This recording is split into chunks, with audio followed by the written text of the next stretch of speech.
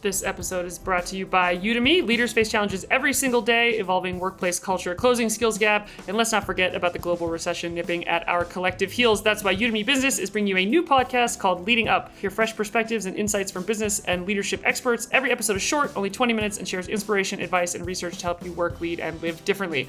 Host Alan Todd has seen firsthand how these challenges can drive creativity, exciting business outcomes, and an inventive spirit. Listen to Leading Up on your favorite podcasting app or follow Leading Up so you never miss an opportunity to move business forward. Warning. This podcast is about the realities of working in people operations. This is not a stuck-up, PC, compliance-based, or employment law podcast about stuffy, outdated HR practices. Shit will get real here, and we assume no responsibility. But I also think there's two things that really resonated from what you said. You're like, oh, you're taking away 20% of the time. Am I? If you take out all the times I walk to Starbucks, all the lunches, all this, that probably adds up to Friday. So I'm still doing 100% of the work. This is the People Problems Podcast with Alexa Baggio and Tyson McKenzie. What up, Tyson? Not too much. I feel like I need How we doing? I feel like I need to give an update because I think You owe the peeps an update? yeah, so Give it to us. Last time I was We want on all here, the updates. I'm talking about, going to be in real life with people, and I was so excited for my first business trip since mat leave and everything, and holy shit, man, 2 days in person. Real people are exhausting, with huh? people. I am so done. My social meter is done until next year. We're done.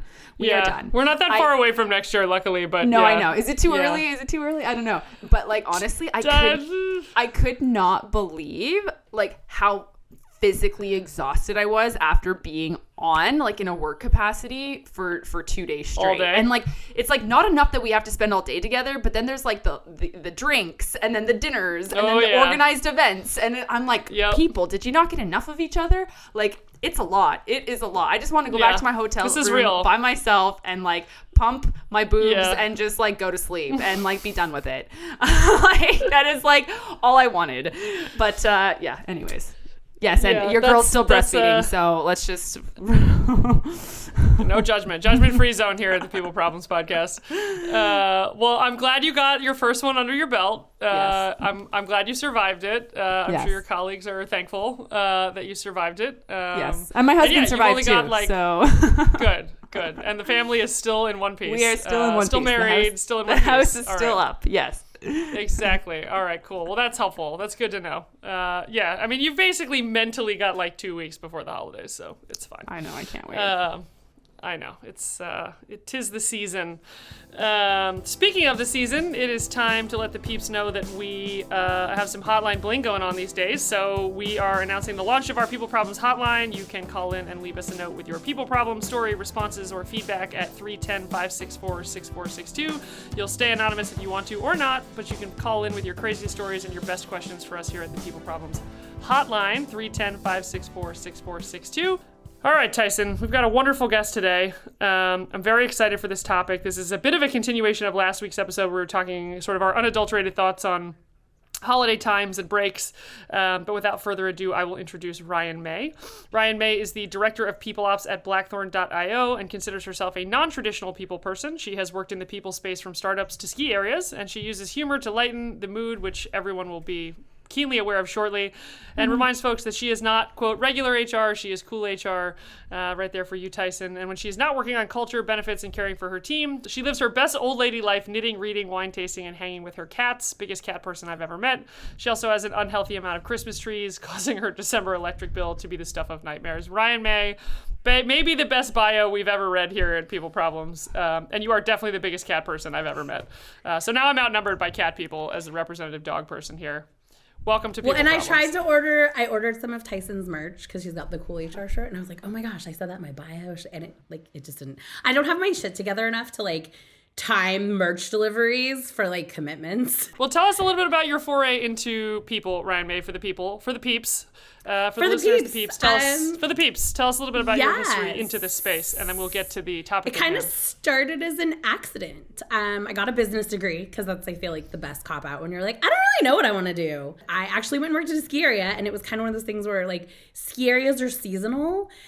And they're like, but you have all this education. Do you like want to work in HR? I was like, totally. Like I don't know what that means. Like, and I still joke to this day, it's the greatest gig I ever had. So I did that for a couple seasons. And then I was like, okay, I'm moving to Silicon Valley. I'm going to get my big girl job. COVID happened. So it was really cool. Like, I was like, the world is my oyster. Like the world shut down. So I got a job and it was like, you're the people person. Oh, by the way, we actually have to be in person. We've been deemed essential. So if you could just like figure out what that looks like. Like to this day, leaving my previous company was the hardest thing. So wait, can we talk about that? Like what you mentioned, like you just like weren't liking the situation. Like what was going on there? Yeah, what happened? What changed? I feel like it was the classic HR. Like, oh, you're the culture carrier. Okay, well, when anyone from leadership says something totally toxic, I can't fix that. Were you a team of one?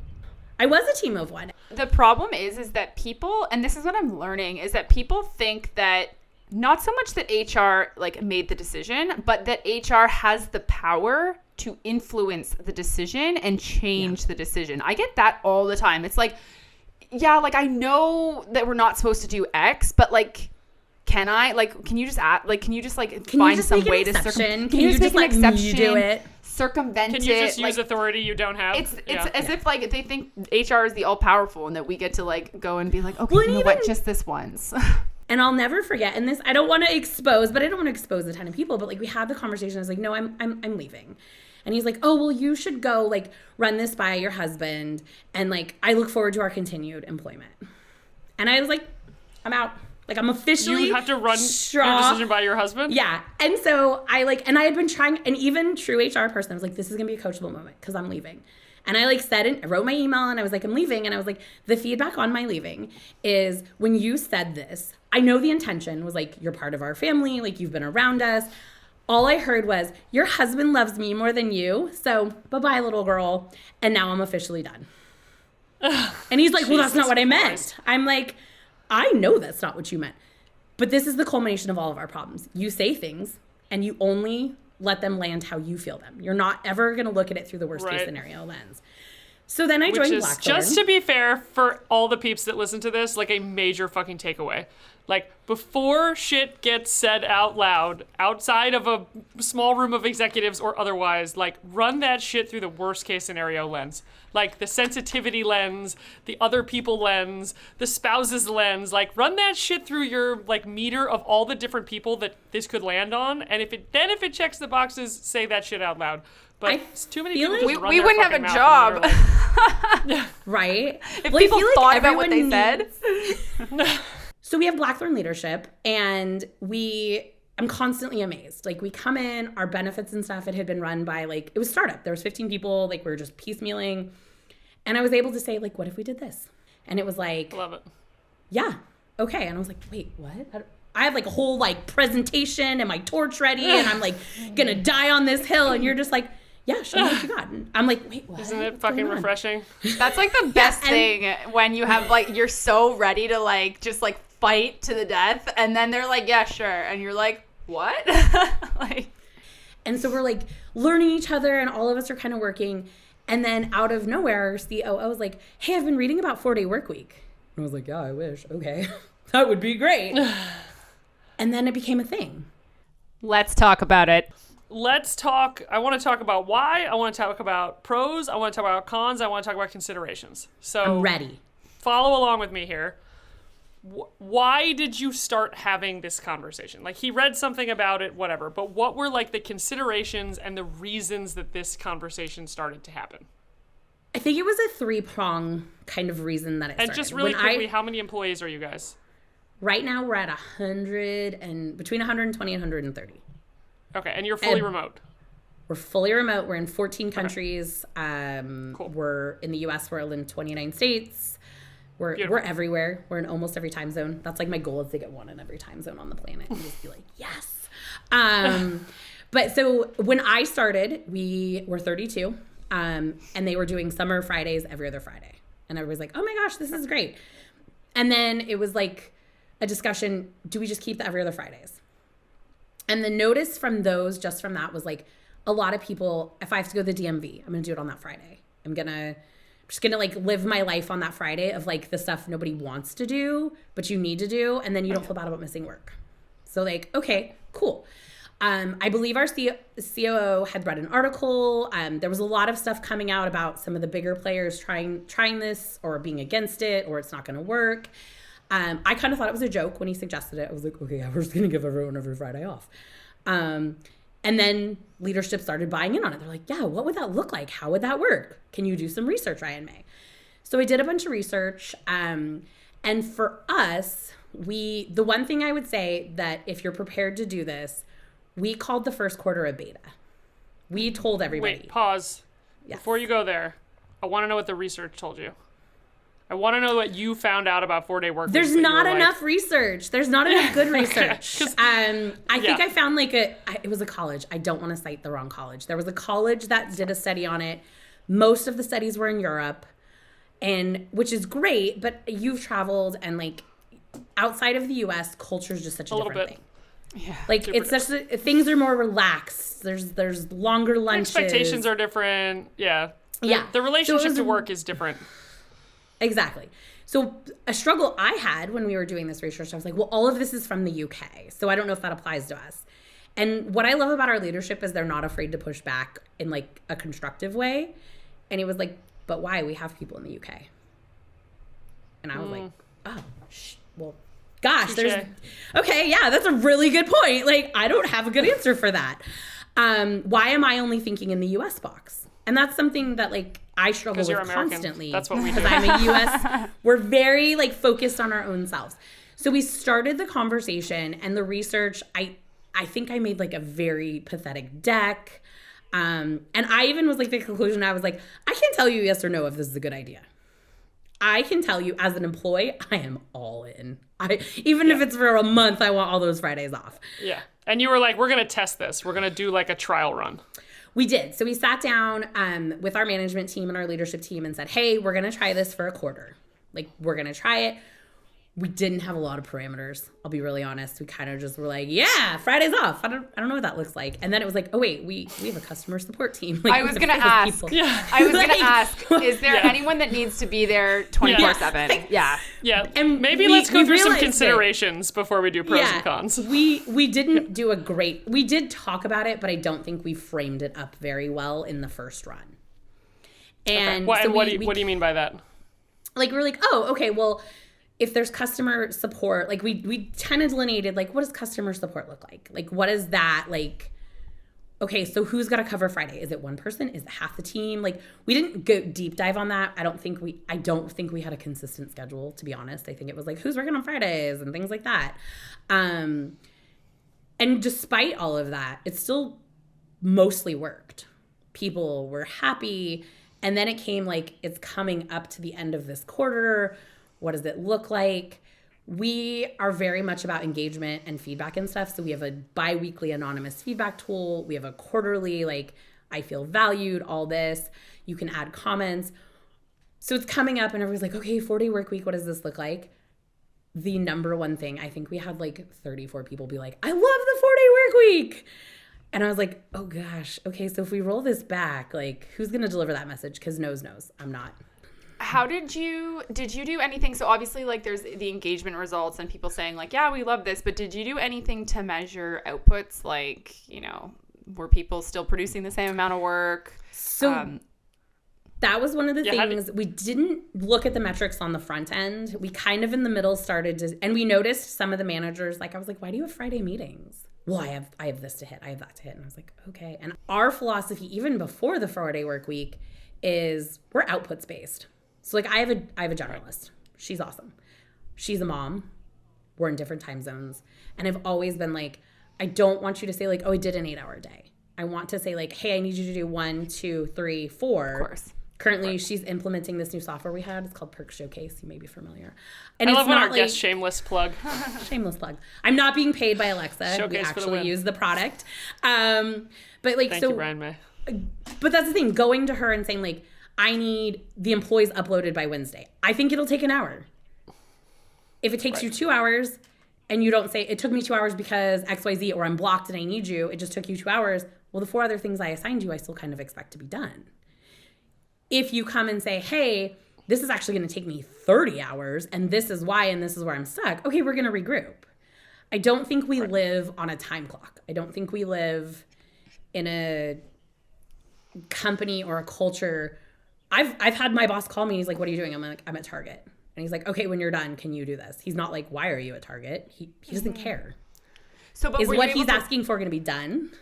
Were you able to like measure that during the beta to see if people were still getting the same we were, output? and we definitely, I think it brought to front like people that were maybe not strong players in the beginning. Like it wasn't necessarily like, oh, you're a terrible employee. It was like, okay, so you have less time. How are you time managing?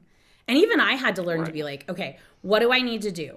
I'm one of the few on the West Coast. We're predominantly middle America and mostly East Coast and then beyond.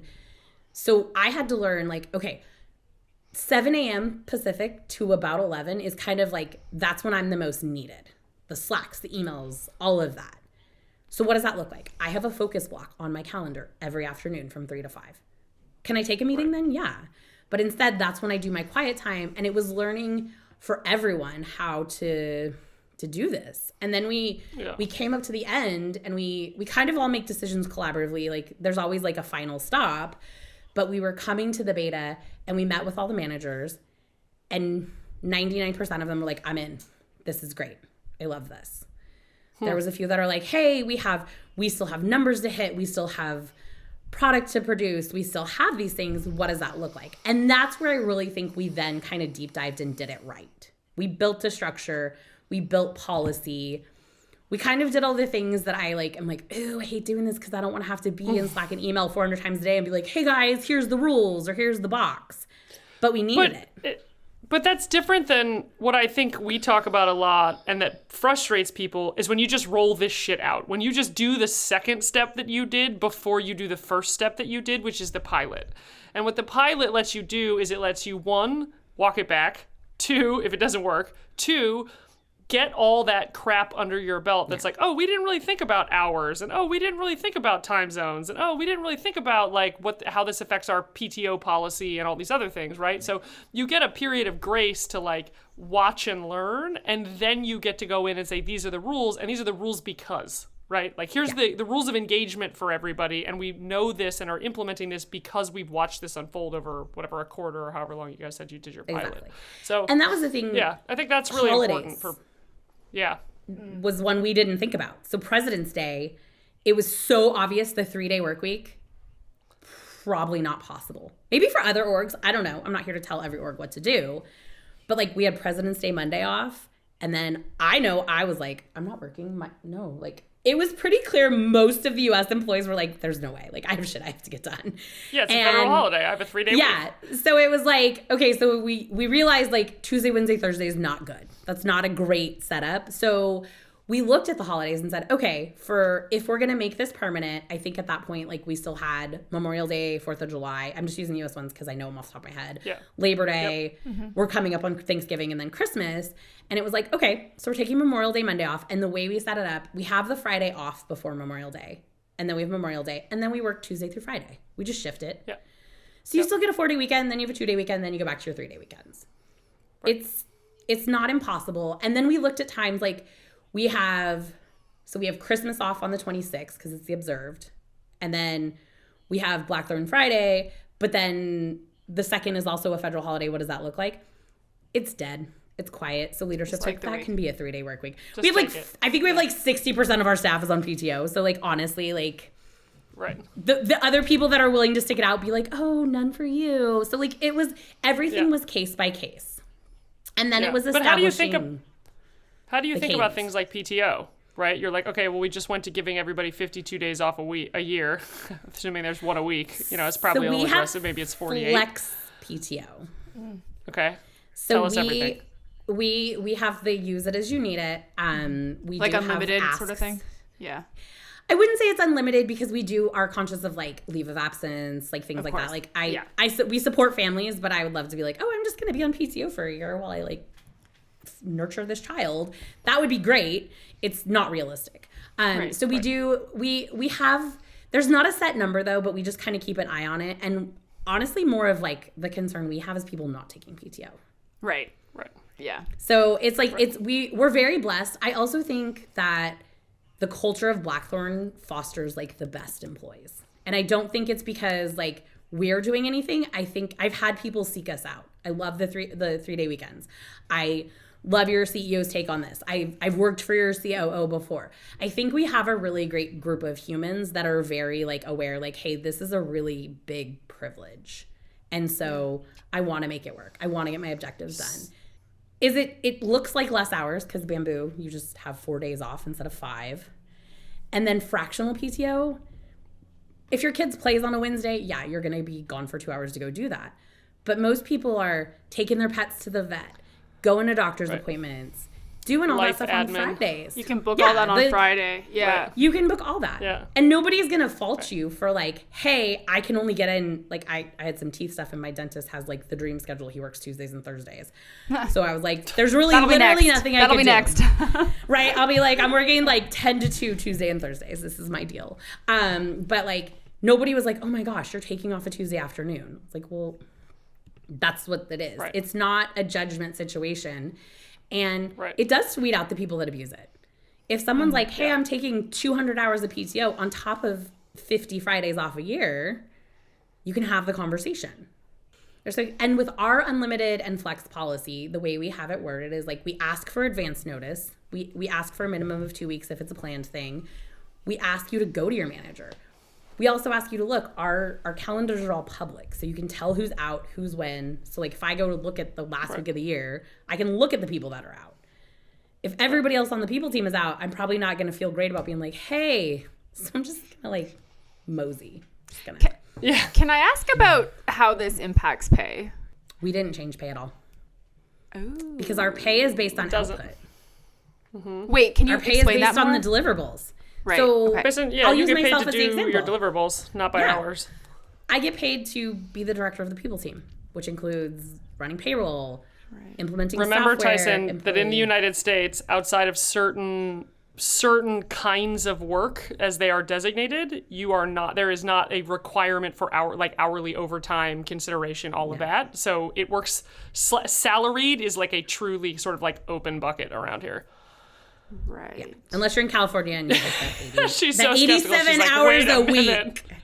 What? Yeah. Oh, okay. I have another sort of like devil's advocate question. Yeah. Is there, and maybe you guys have a really excellent culture and there's none of this, but is there a pressure during those 4 days to work longer hours, or do people feel as though they're smushing 5 days of work into 4 days? Because that's the biggest, anytime I've ever experimented with anything like this in my companies, people feel inundated that they cannot do it. Like they're like, I already felt like I was working so many hours and now you've just taken a day off and I can't get anything done in the 4 days.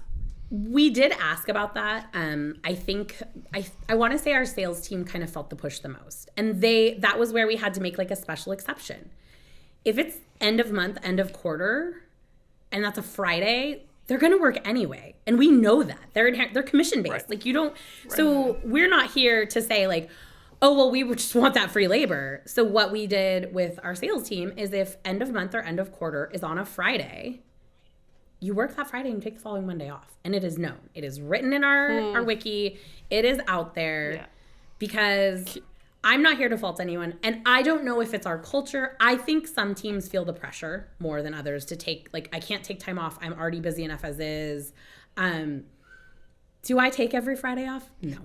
If I'm doing a highly intricate report and I want no one to Slack and email me, I'm going to do that on a Friday morning. So this is my question, and I really want to get down, because I know you're a really big proponent of this, Ryan Mae, and I really thank you for like walking us through this for people to hear like the logistics of how this works, because I feel like people either hear 4-day work week and roll their eyes, or hear 4-day work week and go, oh my god, I want that so I can like, take longer vacations and chill the fuck out, and like it's not really either of those things. There's a lot more considerations. But so for example, my team has unlimited PTO, or sort of, take if you need time, take time. That's my policy. And just like I will give you at least 2 weeks during the year. You need to take at least one more. But like the way that I structure my day or days is that there are weeks where like my Friday is kind of like my light day, right? It's like I've got some meetings in the morning. We keep our huddle, like, our end of week huddle is like the end of the week. And then it's like, yeah, cool. You want to take for Friday morning and go do whatever you need to do, or Friday afternoon, do whatever you need to do. Like, that's yours to manage. Like, cool, I don't care. So people could already do that ostensibly with your policy if it was flex or unlimited, where it's just like be in charge of your own time. So why is capping it at Thursday more beneficial? Like, is it just like the mental space to be like, Friday's all yours? Because I would still work on Fridays sometimes. I love days where nobody's bothering me. No, it only works if everybody's taking the same day off. It only works if everyone's taking the same day off. That's what I thought too. I genuinely think it was mostly psychological because we have a lot of people. I have a couple employees right now I'm chasing down. As we started to develop this, the other kind of watershed that came from it is we introduced a PTO minimum. You have to take 1 consecutive week off a year. Like, it's not a lot. And I have people right now, I'm like, hey, where are you going? Do you want me to send you some links to cool places I've traveled? Do you follow these people that are all over the world? Like, what are you doing? What week are you taking? Like, what are you doing, guys? And it's an opportunity for them to say, my work is too much. I have too much. I can't take time off. I feel pressure. I have this, etc. And I think the psychological game of being like, everyone is shutting down on Friday. And something that we introduced when we kind of really framed it out and put, we have a standard Friday out of office. And it straight up, I know Alexa's gotten it from me, says like, hey, we're off on Friday. We're taking work-life balance. We're trying to really be a proponent of that.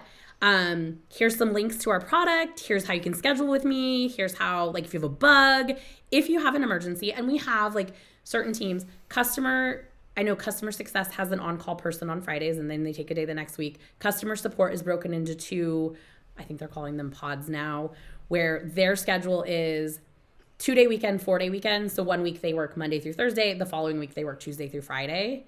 And so the people that are off on Blackthorn Fridays, it's like, hey, if you have an issue and you need success, email blah, blah, blah. Or if you have an issue, blah, blah, blah, do this. My department's 3 people. My generalist is still kind of ramping up. So mine just says, hey, if you have an emergency, text me. Here's my cell phone number. Right. And if somebody texts me and is like, I didn't get paid, I'm hurt, I have a family emergency, I'm going to jump in and I'm going to help. Those are things. Right. Also, that having people, regardless, having people working on Fridays, even if it's maybe, I think we're at like maybe 10% on Fridays and it's rotating, it's not always the same 10%. They're still employees. Things can still happen. If somebody has a harassment claim, if somebody gets hurt, if somebody has a thing, I need to be available.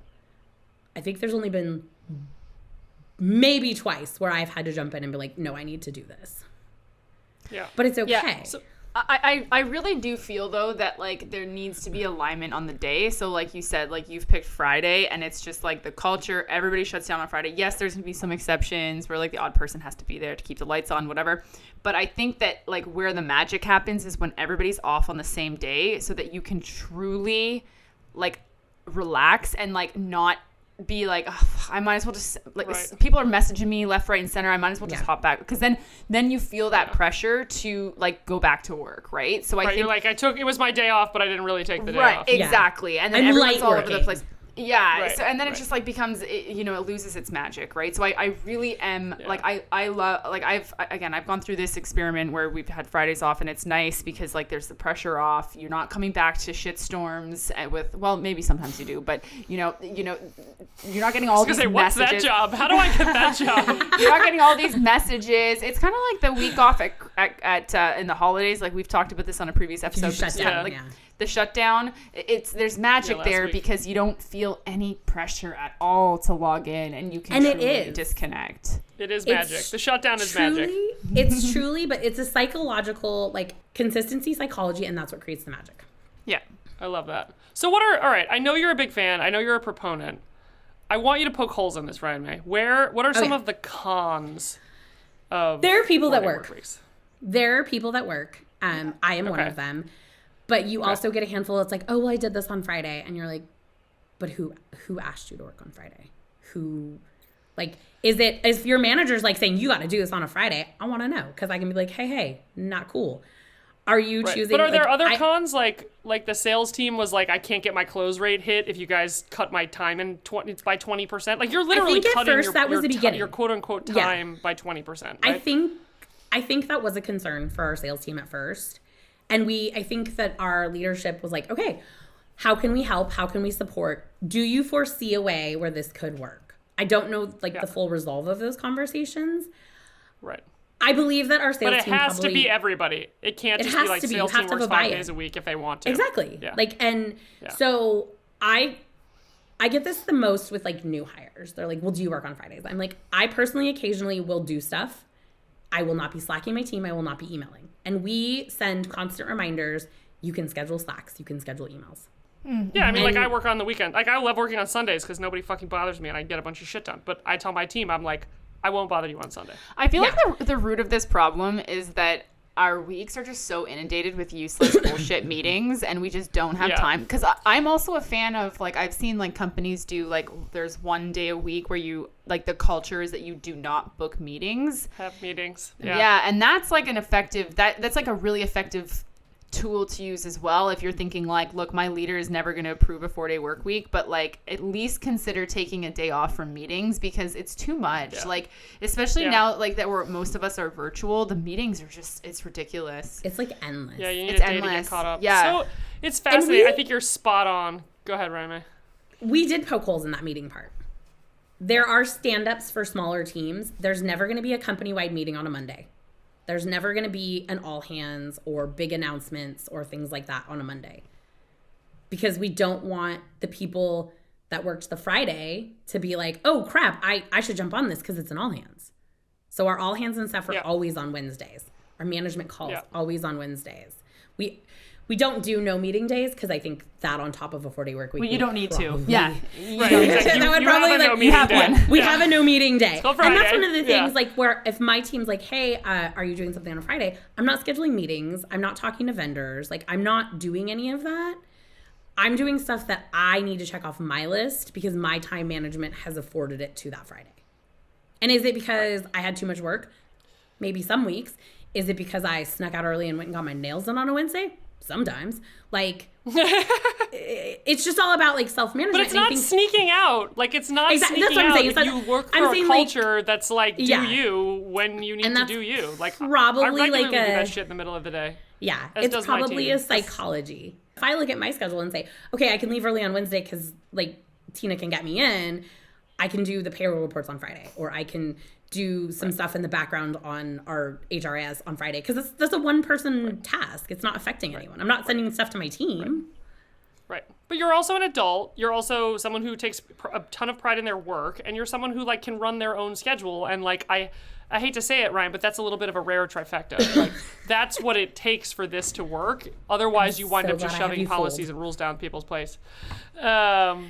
What I think is fascinating, and I was reading an article about this as I was researching for this episode, is, and I can't for the life of me remember it, but I'm sure we could drop it in the show notes. I think it was Fortune, or maybe it was Fast Company, did an article that was basically talking about how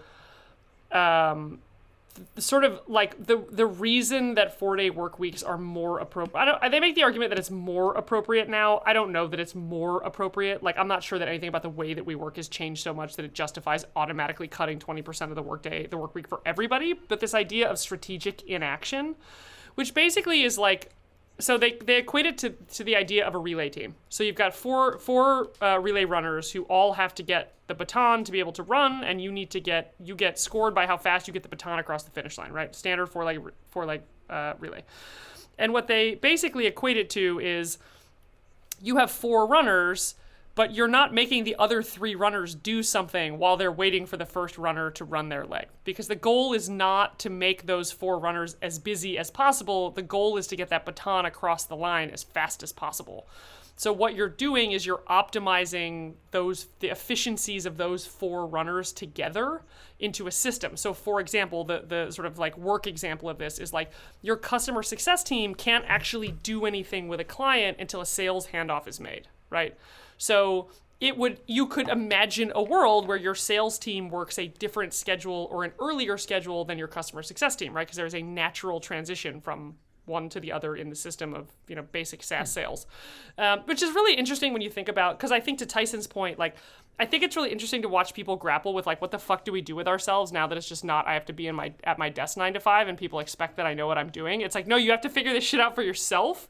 Yeah. And you don't, like, our days are just so full of bullshit. Like, they're just so full of like shit that we've told ourselves is useful under this guise of like productivity, And I just read this really awesome book that was, it's called Essentialism. I wrote it a few months ago, but it's basically like do less, but do better. Like pare all this shit down. It's kinda, like, yeah, I haven't read Lean, but like similar. It's like Essentialism. Lean. He has two of them. It's Eric McKesson, I think is the guy's name. It's like Essentialism and one other one. They're fantastic books, but the whole concept is like you're doing too much little bullshit. So if you just peeled this back to like what is truly essential and towards the target, you probably could get that all done in 4 days. Like you absolutely could, right? Like if you cut out all this shit and you force yourself to be more efficient, it's forced efficiency basically, which is good. That's a really good exercise. Yeah. It is definitely forcing us to be more efficient. It is definitely forcing people to be more accountable because you like have deliverables and stuff. But I also think there's two things like that really resonated from what you said. You're like, oh, you're taking away 20% of the time. Am I? So figure out how to get it done. Am I? Because honestly, like it's 100% of the workload. And if I used to be in person every single day. If you take out all the times I walk to Starbucks, all the lunches, all this, that probably adds up to Friday. So I'm still doing 100% of the work in the same amount of time. I'm just managing it better. That's where it can be problematic, though. That's like the problematic piece, though, is that people feel as though during those 4 days, there's nothing but work, no wiggle room. Like you gotta, because I think that's culture. The output expectations, whether you have like if you're working, I don't know exactly what you're up to at Blackthorn, but like there is still an expectation to deliver something, and if it takes us 5 days to do that, let's say that's why I'm very curious about like measuring output, because I get it, like it's not based on time, it's not bums and seats, but you can't deny that having an extra day allows people to have output, because it's not like the relay race where we're sitting waiting, right? Like there's 30,000 batons. I don't just sit and wait when I've passed something to my colleague, right? It's next baton's coming. You're gonna grab the next one. Off I go again, and it's endless. I like to think of the analogy of some of the batons are worth more, so you should focus on passing those. That's important too. That's lean. That's like the Toyota lean principles, I feel like. But like I feel like the problem is like the list is endless. Like I could probably work for 7 days. Like like easily. So anyone could. So but this is something I'm learning personally. I don't want to speak for everyone at Blackthorn because I think that there's a mixed bag on how people manage their 4-day work week. I personally will look at and if I'm assuming Tyson, you and I are in the same boat, we have our list every Monday. We start run payroll, check benefit enrollment, do that change of status, talk to so-and-so, assign a training. And the list never really gets smaller because new stuff comes up and stuff pivots and then something happens and you have to go back. Mm-hmm. What I've learned, and this is something very powerful that our COO, who I report to, has said to me, he's like, if that doesn't get done, what's the cause and effect? If I don't run payroll, that's huge. That is, people are going to be mad. We're breaking all these laws. If I forget to ask someone to do their cybersecurity training until Monday, is Blackthorn going to go under? Am I going to get fired? What's going to happen? Right. And it forces you to really, really look at, what am I carrying?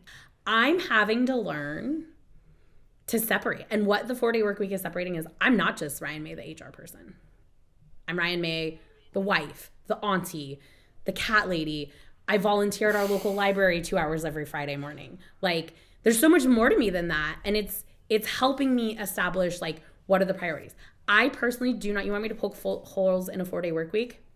If you have a shit culture, it's not going to work. If you're like, everybody's unhappy, our metrics are terrible, so here's what we're going to do, guys. We're going to give you a 4-day work week to shut you up.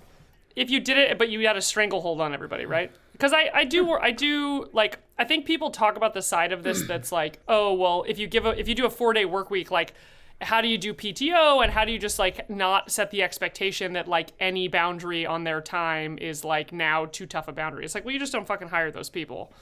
You get rid of the people that abuse it. It becomes so obvious so fast. Right. Yeah. I've had one member of my team be very obviously abusing my policy, and I knew it from the jump, and it is what it is. It's been dealt with. But like the point is, like, it happens, and you're not going to get like the perfect role and the perfect person and the perfect work friend, and it's just like you're not going to get all those things in one person. But I also think sometimes on the other side of this, is like it also doesn't work if you stranglehold it. Like, it doesn't work if you're like, okay, well, it's a 4-day work week, but you have to work 9 to 7. You get a 30-minute lunch break. We're monitoring your screen usage. Like, companies get fucking crazy when they worry about bad behavior. They act like assholes. And so if you're worried about bad behavior, I would go with Tyson's recommendation, which is like maybe find a no meeting day to start with and pilot that. I think you have to have a culture built on trust. I think you have to have a culture built on A players. But that's not like employees taking advantage of a situation like you mentioned, like flex time and limited time that can be taken advantage of. I think the challenge with the 4-day work week is actually one at the leadership level, which is they need to not send Slack messages on Fridays, not book meetings on Fridays, not like be at their team for like, oh, like why isn't this done? Like there has to be a give and take at the leadership level. I don't think we're this like mythical company that nobody could achieve. I think we have the magic of leadership that's willing to take things and run with them like a 4-day work week. I think we have leadership that's like, I've never had any one of my leaders be like, hey, can we just grab time on Friday?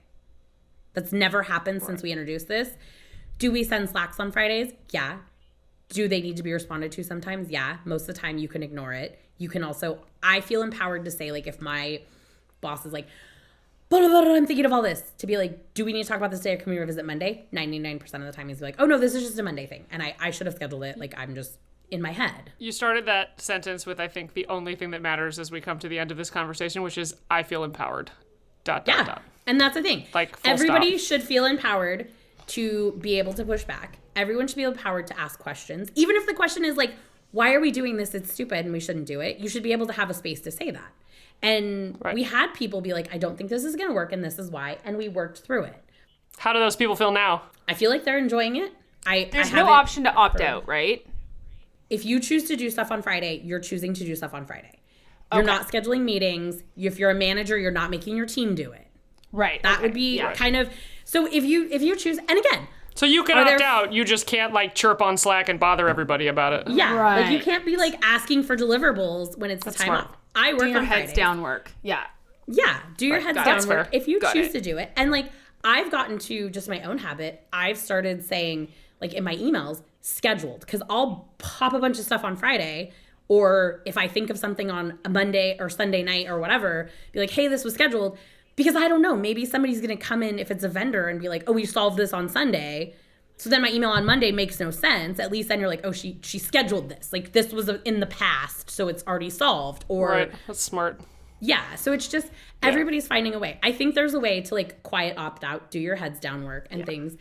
But I think essentially the 4-day work week is empowering people to do the admin of their lives in a reasonable amount of time. Don't run to the doctor at 1 p.m. and check your Slack and check your phone and be like, hey, like the meme we've all seen. In Europe, hey, I'm taking 6 weeks off to go backpacking. In the US, hey, I'm getting a kidney removed, but I'll be on my cell phone. You're taking that element out of it. Like, I haven't seen that one. That's good. But it's like so dead on. Like it's just as Americans, we're like tied to it. And I feel like it's really, you have to be empowered. And you nailed on the heather with that, like agreeing on Alexa. You have to be empowered to say, like, this isn't going to happen. And I use myself again as the example when people are like, do you ever feel judged for taking time off? And my wedding, my big wedding in December of 2021, it was pre-planned. I told them I was taking 2 weeks off. Like, this was the thing. Well, lo and behold, right before all of this, I had a major health crisis. And it was like, hey, so you're now having surgery the last week of December and you're going to be on medical leave for 4 weeks. So I worked, I think, like 6 business days in December. Like, I don't think I put in a lot of time. I delegated. I had lists. I had contingency. I had fallback. I was available for emergencies. I never once personally felt like my leaders were like, hey, chick who's worked here for 5 months. Like, that was a cool, like, 40 days you just took off. Yeah. If anything, well, it was like, that's the goal of all of this, right? Is to build structures people can actually lean on. Like, good structures and good, I don't want to even call, this isn't a policy. This is a way of working. This is a style of teamwork. And that is the goal of all of these things, is to build a structure that a team can actually put its weight on and it will hold. And so, like, if you're doing a 4-day work week, but no one's actually taking Friday off, you're not actually doing a fucking 4-day work week. Right. And I think that's where we introduce like, you've got to go all in. And like, right. You got to go all in. Because we want our customers and our vendors and everybody to know. And I've worked with your team, Alexa, obviously, because we're engaged. They'll be like, oh, I'm available. I'm like, oh, sorry, I don't work on Fridays. Could I take that meeting on Friday if it's just me? Yeah. Am I going to? No. Because I'm trying to lead by example. I'm trying to be the person that I want. And I think it works when you have a team that's bought in, your leadership is bought in, and like Tyson said, they have to be accountable. If leaders are sending Slacks, maybe they need the gentle nudge, like, hey, it's been a lot. What I've noticed is our social Slacks have gone off the charts. Friday, Saturdays, and Sundays, the pet channel, the kid channel, the photos and videos channel, the hey, I watched this, I'm reading this, those go off all weekend. Like, people are like, hey, look what I'm doing. Hey, look what I'm doing. And they're engaging. But nobody's feeling obligated to respond, I don't think. Obviously, I'm not in every single person's head. But I think that it all piles on top of each other. We have a social culture. We are connected. It doesn't matter where we're from. People are engaging. And it's not just work engagement. It really does take the pressure off for that admin shit. Like, honestly, like, that stuff just, it grinds my gears, having to, like, leave middle of the day for, like, an appointment or something, or, like, to go get something. Like, that's the best thing about having, when I've had Fridays off, was just being able to do all that stuff and just... Life admin. Yeah.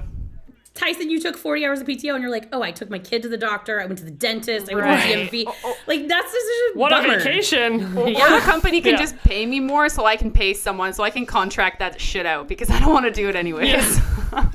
That's the other option. It all comes out in the wash, I assume, when you look at it like that. Yeah. All right, well, I hate to do it, but Tyson, it's time to move to our people problem. What do we got this week? Okay, so listener question. Help. I'm an HR person, but I actually really like compliance. Is there still a place for me in the new HR? Oh, spicy.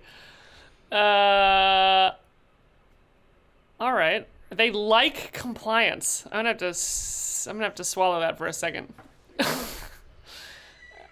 Ryan Mae, you want to chime in? I don't want to say I like compliance. I like guidelines. Like, don't operate machinery without goggles because you'll lose an eye. Like, I'm just going to throw that out. Right.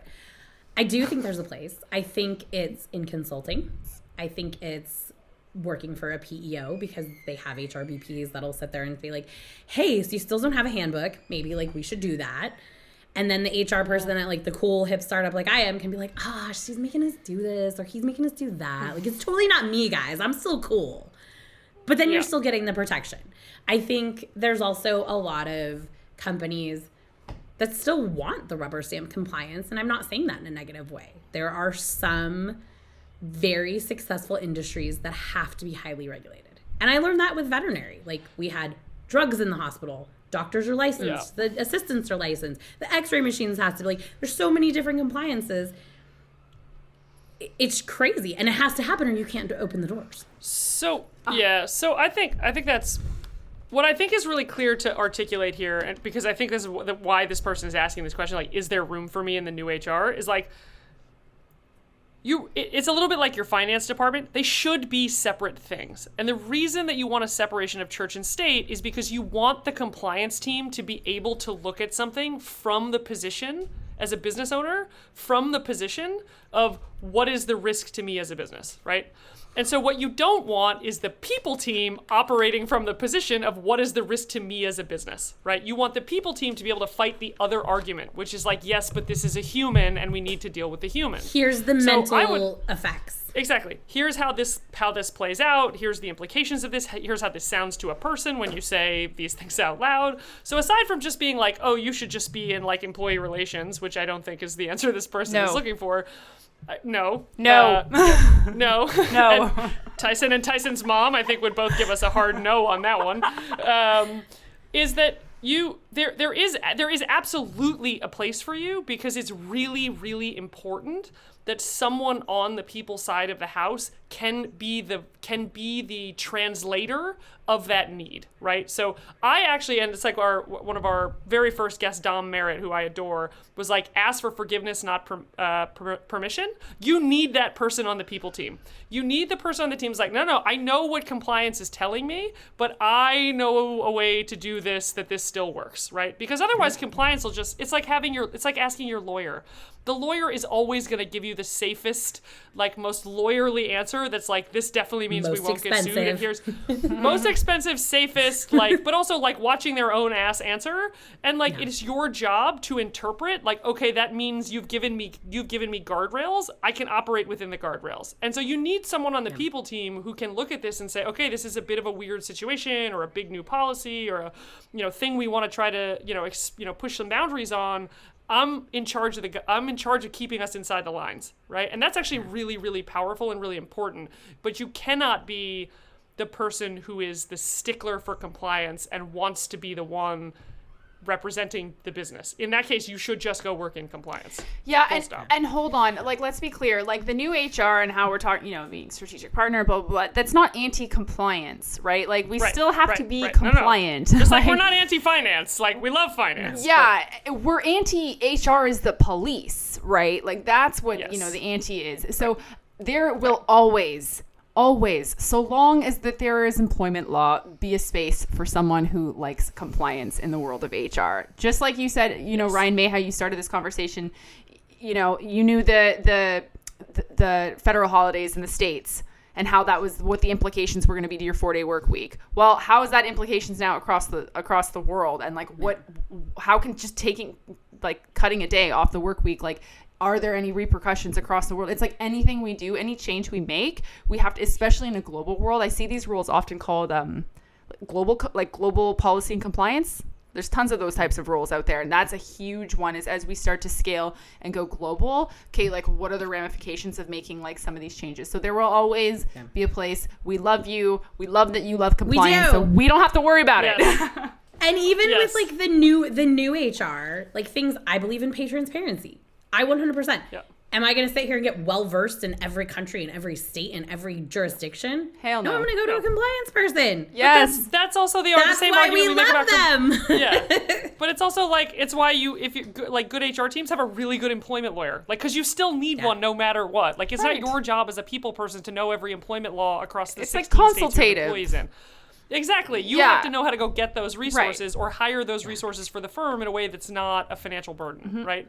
Exactly. So that's the shit that I think makes this really interesting, is you get to be like the sort of committee head for that kind of stuff. But yeah, I think there's definitely a place for it, and you just gotta rep the humans.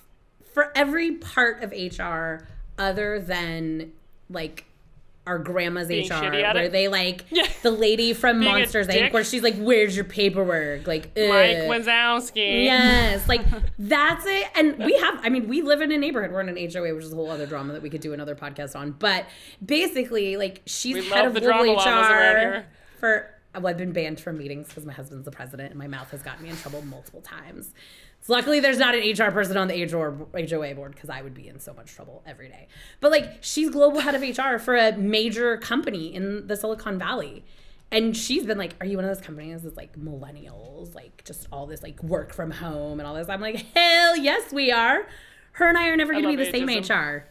But her function at her company probably works well for them. So there's a space for everybody. Yeah. I'm just not going to go apply there, because that's not... Right. I don't want to. Different strokes for different folks. Yes. All right. Well, with that, Ryan Mae, where can people find you if they like what you have to say? I'm pretty active on LinkedIn. I've been quiet lately. Mostly just LinkedIn. I would say Instagram, but that's literally like 900 photos of my cats. And for the next 6 weeks, photos of my Christmas trees. They're very funny. Yeah, my husband is like infamous. Like, he'll be like, look at how beautiful the cat looks. And then he's like, oh, look, you passed out because we were watching a movie. I'm like, so photos the husband takes of cats. He like looks like a model and he's all perfect. And I'm like, look how beautiful the cat is. I love it. Sprawled out. My cat is here. All right, Ryan Mae. It's been a true pleasure. Thank you for being here. Yes. Thanks for evangelizing the 4-day work week. And we'll catch you on the next one. Yes. Thank you. If you have not yet joined the People Ops Society, please do so. POPS is our community of people ops and HR professionals and listeners to the show. Join our community to use the forum for peer feedback, download awesome resources written by peers, connect with thought leaders in the HR and benefits space, and get access to great free courses, all included.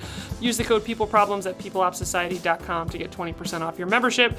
Again, use the code PeopleProblems at peopleopsociety.com to join our community. People Problems is recorded and mixed by Emma Parker at Chickadee Films with production assistance by Anna Parker. People Problems is managed by Emily Melton Lemons. For more information information and to sign up for our weekly newsletter where we dive deeper into hot topics and share our great finds, go to peopleproblemspod.com. Please make sure to follow us on all things social at peopleproblemspod. Follow Tyson at hr.shook and follow me, Alexa Baggio, at The Influencer, spelled with an HR. Thanks for listening and catch you next week.